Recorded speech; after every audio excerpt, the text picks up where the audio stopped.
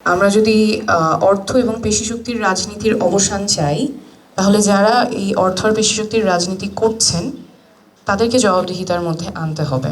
নির্বাচন কমিশন যদি সেটা আনতে না পারে, তাহলে নির্বাচন কমিশনকেও জবাবদিহিতার মধ্যে আনতে হবে। কারণ অর্থ ও পেশিশক্তির রাজনীতি যদি চলতে থাকে, তখন আসলে যোগ্য প্রার্থী যারা আসলেই জনপ্রতিনিধি হওয়ার মতো, তাদের জন্য আর লেভেল প্লেইং ফিল্ড থাকে না, সেটা নারী পুরুষ সকলের ক্ষেত্রে। তৃতীয় যে বিষয়টা, এটা আসলে সবার কাছ থেকেই এসেছে, হয়রানি, সরাসরি হয়রানির শিকার এবং অনলাইন হয়রানির শিকার।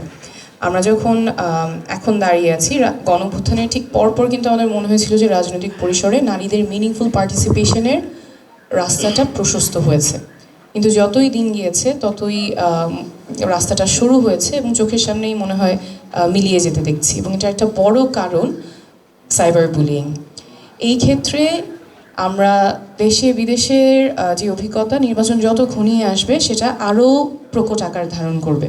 বুলিং, হ্যারাসমেন্ট, চরিত্র হনন, যেইগুলো দিয়ে মনোবল ভেঙে দেওয়া এবং দমিয়ে দেওয়ার চেষ্টা করা হয়। তো সেই ক্ষেত্রে আসলে খুবই প্রোঅ্যাক্টিভ পদক্ষেপ প্রশাসনের থেকে আমরা আশা করব।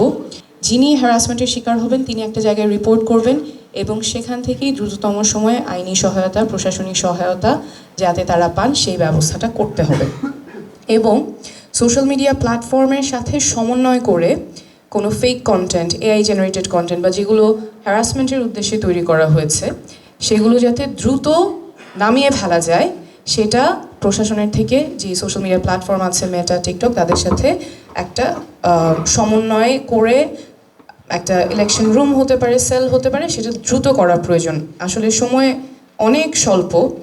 আই এম শিওর যে এই কনভারসেশনগুলো আছে, আমি এর আগে নির্বাচন কমিশনেও এই আহ্বান জানিয়েছিলাম, তারা বলেছিলেন যে তারা কথা বলছেন অলরেডি, সেটার অগ্রগতিটা কত দূর এবং এটা আসলে মানে কতটা এসেনশিয়াল সেটা আশা করি আজকের আলোচনায় খুবই স্পষ্টভাবে উঠে এসেছে।